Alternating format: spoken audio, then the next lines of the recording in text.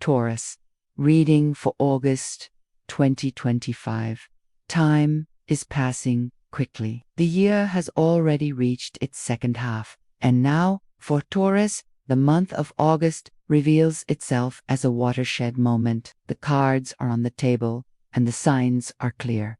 The time has come to decide, act, and transform. This reading is an invitation to the truth, the one you may have tried to ignore, but which now becomes impossible to postpone.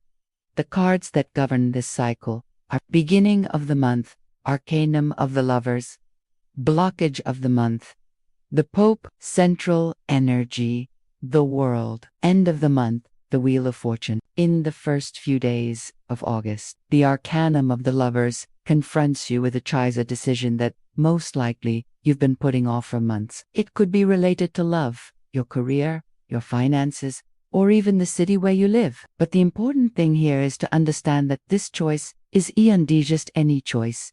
It changes everything. The lovers aren't just about romance, but about path. They're crossroads of the soul. The time has come when you can no longer sit on the fence. August calls for courage, authenticity, and action. This decision, whatever it may be, has the power to open a new cycle. A cycle of real opportunities with different people, places more aligned with your essence, and experiences that resonate with what your heart truly desires. But it all starts when you say yes to change. As long as there's resistance, everything will remain as it is. And here's the central question. Why so much resistance? Why postpone the inevitable? Many Tauruses are stuck in old patterns, in a comfort zone that, deep down, stopped being comfortable long ago. The famous "it's bad, but it's okay" has become a life philosophy. But is that really what you want to carry forward? We live in a culture that often glorifies suffering, that teaches us to fear everything new, and Taurus,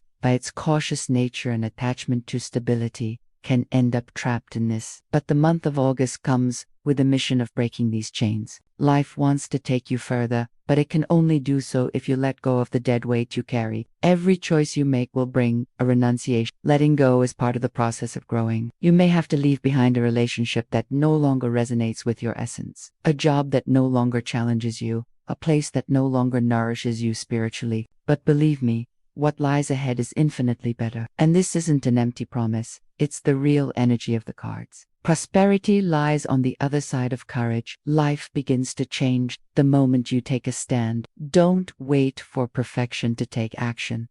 Don't expect complete security to take the first step. The path reveals itself as you walk. August demands action. It asks you to take ownership of your own story. However, there is a blockage, and it appears in the form of the Pope. The Pope represents alliances, commitments, documents, contracts, partnerships. He speaks of something official that needs to be signed. It could be a work contract, a change of address, a romantic partnership, or even an internal decision that needs to be firmly ensured. But you hesitate. And what's behind this hesitation? Fear. Fear that it's too good to be true. Fear of not measuring up. Fear of success. The Pope shows that there is something or someone wanting to lead you to a new level of life, more prosperous, more structured, more fulfilling, but you, perhaps unconsciously, still sabotage yourself. Some of you may be afraid to sign something that symbolizes liberation, a new cycle that demands commitment, responsibility, and maturity. But it is in this commitment that freedom resides. Paradoxically, it's when you commit to what's true that you free yourself from what's false. The Pope also represents access to circles of people more aligned with your future, people on other intellectual, spiritual, and professional levels. People who can help you build something great, beautiful, and lasting. But you need to allow yourself to enter these spaces. You belong to something bigger. It's time to break out of the circle that's already worn out. By unlocking this energy, you allow the arcanum of the world to manifest, the card that vibrates at the center of your month. The world is the coronation, the consecration, the final crossing of an old cycle into something entirely new. It represents the closing of a stage with honor and the arrival at a new level of life. This card indicates that you're ready to enter a new world, and that's no exaggeration. A new country, a new profession, a new identity, a new love. The world is expansion. It's maturity. It's the evolution of the spirit after a long journey. But, once again, everything depends on your choice. There's a portal before you, and the only key to opening it is your decision to walk through it. Yes, it's scary, but if you don't walk through that portal, you'll be stuck in repetition. Life doesn't stop, but it can leave you behind if you resist the flow of transformation too much. And so we reach the end of the month with the energy of the Wheel of Fortune.